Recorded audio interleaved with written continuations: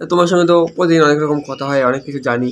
এবার তোমার পশু পাখিদের মধ্যে কোন জিনিসটা সবথেকে বেশি ভালো লাগে? তাহলে এখন সে চিড়িয়াখানায় যেতে হবে, দেখতে হবে যেখানে সুন্দরবনে বোঝা না, থাকে। এমনি গেছো চিড়িয়াখানা টানায় গেছো তো ছোটকালে টেলে? আজকে এটা বন্ধ করে দিই, বন্ধ করবো। ইচ্ছা তোমার? হ্যাঁ, কারণ হচ্ছে হ্যাঁ আলো তো বিল আছে, উঠবে, হ্যাঁ। দিনের বেলায় তো আলো আছে। আমি তো রাতেই জ্বালাই, রাতে মানে সারারাতি জ্বলে, কিন্তু দিনের বেলায় তো জ্বালাই না। যদি রাত্রে জ্বালালো, যাই হোক হ্যাঁ আমি কি বললাম সন্ধে সেটা হয় তখন সন্ধে ইয়ে পশু পাখিদের মধ্যে একটু বলো। পশু পাখিদের মধ্যে আর কাকে বলা যায়?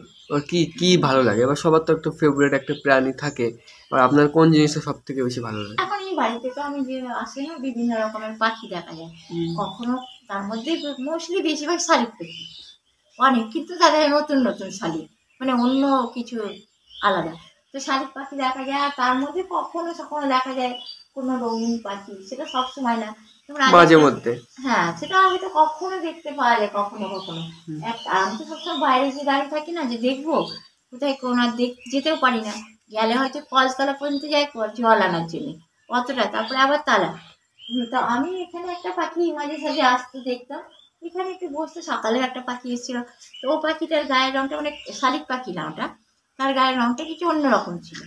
তারপরে আর একটা হলুদ রঙের পাখি দেখতাম, আবার একটা তোমার সবুজ রঙের, ওই গাছটায় বসে থাকতো, ওই কারিপাতা গাছ আছে না, ওখানে বসে থাকতো। তো ওইভাবেই যা দেখা যেত, মানে সহজে দেখা যায় না। তো অতটাই দেখতাম, ভাল লাগছে দেখতে পাখিটা, ব্যাস অতটাই। কিন্তু বাড়ির মধ্যে আর কোথায় কি হয় না হয়, পাখি থাকে কোথায় কি আমি দেখতে পাই না, না।